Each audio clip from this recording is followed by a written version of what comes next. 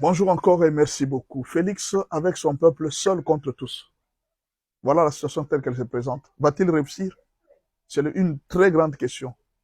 Alors, depuis que vous allez remarquer une chose, depuis que Félix est au pouvoir, il ne vit que des conditions très difficiles. En tout cas, je vous dis la vérité, il ne vit que des conditions très difficiles depuis qu'il est au pouvoir. Il est toujours sauvé un peu en dernière minute par une situation qui est désespérée. Je vais vous donner plusieurs cas désespérés. Rappelez-vous quand Félix a eu le pouvoir, avec FCC Cash, il était dans le désespoir. Tout le monde disait que Félix ne fera pas longtemps. Parce qu'il n'avait pas la majorité au Parlement. Et il va faire juste les figurants. Kabila avait verrouillé toutes choses. Kabila savait qu'il va revenir. Je ne vous dis pas adieu, mais je vous dis au revoir.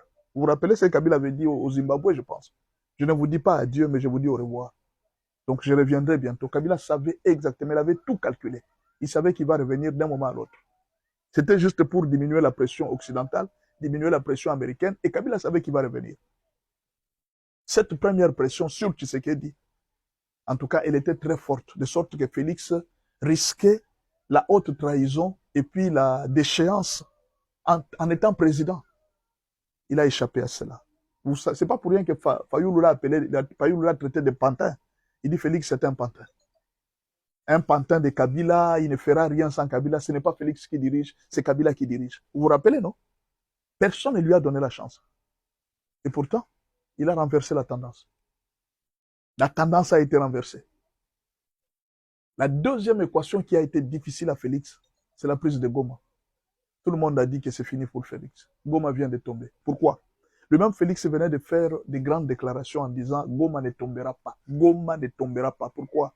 Il était très rassuré de tout ce que ses chefs d'armée lui avaient dit. Alors que ses chefs d'armée étaient en train de travailler avec l'ennemi. Wamunda a été honoré par la France, à l'ambassade de la France. Vous comprenez? Alors que la France était en train de les préparer, il y avait lui et Ndaïwel. La France était en train de préparer les deux pour faire quoi? Ils ont les renseignements, ils ont les proches des présidents. Ils étaient en train de préparer un coup d'État. Renverser Félix Tshisekedi. Imaginez, la France rate rarement le coup d'État. C'est difficile que la France rate un coup d'État. Mais imaginez les proches comme Chiwewe, qui travaillent avec l'ennemi. Félix a raté au plan de la France. Une équation difficile. Personne ne lui avait donné la chance. Un troisième problème qui arrive, c'est le problème de... On a vu le problème de la chute d'Ouvira. Quand la chute d'Ouvira est arrivée, on voyait déjà l'ennemi aller vers Bukavu. L'ennemi allait vers... Non, l'ennemi allait vers Kalemi et Kalemi, Lubumbashi et tout ça. Lubumbashi, tout était déjà préparé. Donc dès que Kalemi tombait, le même jour qu'Olwezi allait tomber, Lubumbashi allait tomber. Parce que les soldats étaient déjà aux environs, ils étaient déjà préparés. Tout le monde n'a pas donné la chance à Félix Tshisekedi. Je me rappelle une fois, j'avais fait une vidéo pour dire que non. En prenant Ouvira, les rebelles viennent d'ajouter la chance à Félix Tshisekedi. J'ai été insulté par tout le monde. Insulté. Un fou joyeux, le fou du pasteur, le fou du président. Mais au finish, ils avaient effectivement donné la chance au président Félix Tshisekedi. Il y a eu des résolutions qui sont venues. Et aujourd'hui, Félix continue. Au moment où je parle, il y a un autre plan. La France et la Belgique ont décidé de mettre Félix à l'écart. Ils ont mis la pression sur l'Angola, ils ont mis la pression sur Ndaïchimier. Ils sont avec Kagame. Que tous les présidents qui environnent Félix puissent l'abandonner, afin que Félix se retrouve seul avec son peuple. On va voir comment il va se battre s'il est seul avec son peuple. Alors, au moment où je parle, la France collabore maintenant avec les ennemis du pays. Tous ceux qui sont là que vous voyez, tous ceux qui combattent, oh non, constitution, changement de constitution, la France est en train de collaborer. Est-ce que vous savez qu'au Zimbabwe, on vient de changer la constitution et on vient d'ajouter les mandats au président actuel jusqu'en 2030? Ils ont ajouté ce mandat et au Zimbabwe, c'est encore pire. Si c'est qui vient de se faire au Zimbabwe, ça se fait au Congo, vous allez pleurer, les opposants vont pleurer. Parce qu'au Zimbabwe, on ne votera plus le président par les élections générales comme on les fait là, non. On va commencer à voter le président par les députés. Ce sont les députés qui vont commencer à voter le président. Vous comprenez? Ce sont les députés qui vont commencer à voter le président. Je pense que c'est une bonne résolution. Pourquoi? Parce que les votes de président nous amènent toujours des conflits. Ça nous amène toujours des conflits. Pourquoi ne pas supprimer cela et qu'on fasse... Moi, j'avais parlé même du royaume. C'est mieux qu'on fasse un royaume. Il reste un président à vie. On oublie un peu ce poste de présidence. On commence à changer le premier ministre chaque 4 ans. Et le gouvernement, c'est fini.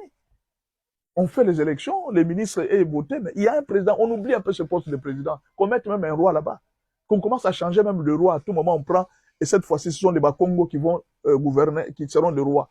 La fois prochaine, ce sont l'empire Luba. On prend seulement tous nos empires-là. On commence à leur donner le pouvoir honorifique, n'est-ce pas? On prend l'empire. Il y avait combien d'empires au Congo? On va prendre l'empire Kuba, l'empire Luba, l'empire, tout ça. Ces gens vont commencer à régner pendant même au moins 7 ans. On sait qu'après 7 ans, il y aura un autre empire qui va régner. Après 7 ans, on va prendre un autre empire qui va régner. Ce sont les chefs coutumiers qui vont faire les élections. Ils choisissent un roi ou bien un chef coutumier du pays. C'est celui-là qui va régner. Il ne va pas gouverner, il va régner seulement. Il règne, après il représente. Ça, on va résoudre les problèmes des tribus. Il n'y aura plus de problème des Baswahili, les sinon, non, chacun sait que non.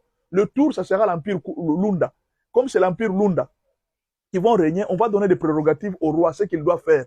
Ils vont plus privilégier la culture, ils vont plus privilégier les activités culturelles, les coutumes congolaises, les tribus congolaises, tout ça. Ils vont travailler par rapport à ça et on va leur donner certaines prérogatives de construire, d'améliorer leur royaume.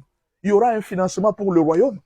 Et ces royaumes seront représentés par plusieurs empires qui ont existé au Congo. Ça sera un royaume historique.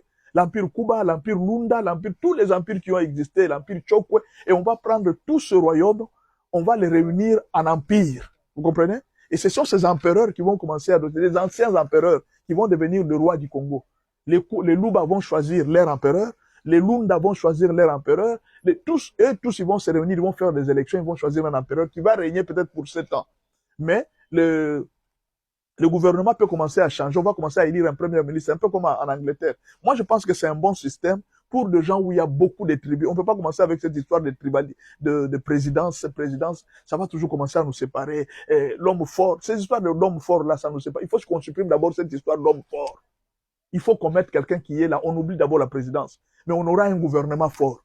Tant que nous sommes derrière les hommes forts et que nous ne sommes pas derrière les gouvernements forts, nous serons toujours en retard. Faisons un effort que imaginez que tous les opposants politiciens, ils ne se battent que contre un homme. Au lieu de se battre contre le gouvernement pour améliorer, qu'est-ce que est le rôle d'un opposant? L'opposant est là pour améliorer la gouvernance du pays. C'est ça le rôle d'un opposant. L'opposant doit travailler pour améliorer la gouvernance du pays. Mais on voit comme si les opposants se battent contre un homme. C'est-à-dire, dans les pays, nous avons encore la culture des hommes forts. Le jour où nous allons supprimer cette culture des hommes forts, le pays va s'améliorer. Alors, comment supprimer la culture des hommes forts? C'est en mettant les chefs de gouvernement. Quand on met un chef de gouvernement, il dirige un gouvernement pendant 4 ans. Après 4 ans, il est remplacé. Mais le chef, l'empereur qui va régner au pays, le roi qui règne mais qui ne gouverne pas, ces rois-là peuvent faire 10 ans, ils peuvent faire 7 ans, par exemple. Comme il y a beaucoup d'empires, il y a à peu près 4 ans, on va commencer à faire des élections. Nous savons que c'est tout, c'est l'empire Kuba. L'empire Luba va mettre tous ceux qui parlent la langue Luba. Ou bien alors on peut mettre l'empire des Swahiliphones, l'empire des Lubaphones, l'empire de la Congo, l'empire de Bangala. Et tous, on va rester, c'est l'Équateur qui va choisir un roi cette fois-ci. Tous les Bangala vont se unir pour choisir un roi. Cette fois-ci, c'est tous les Baswahili qui vont s'unir pour choisir leur roi. Les élections, c'est pas simple, les Baswahili. Nous, on organise des élections, ils choisissent leur roi. Et le gouvernement continue. Sans roi ou pas avec roi, le gouvernement est en train de continuer. C'est-à-dire, faisons un effort de mettre un gouvernement fort plutôt que des hommes forts. Nous devons supprimer cette histoire des hommes forts. Mettons le gouvernement fort. Nous voulons nous centrer notre politique sur le gouvernement. Mais si on centre la politique sur le gouvernement, on va oublier ces histoires de tribalisme. Ça va partir. Ça sera un problème de gestion. Ça sera un problème de culture, de la bonne gestion. Mais sinon, chacun va commencer à défendre ses propres frères parce qu'il veut devenir un homme fort. Il va commencer à corrompre, il va commencer... Ce système, mais si on met l'accent sur une bonne gestion gouvernementale, on met l'accent sur le gouvernement, on oublie cette histoire de royaume, cette histoire de pouvoir. On pourrait aller voir que le pays va se développer facilement. Bon, c'est mon idée, hein? C'est juste mes analyses à moi. Que Dieu vous bénisse. Merci.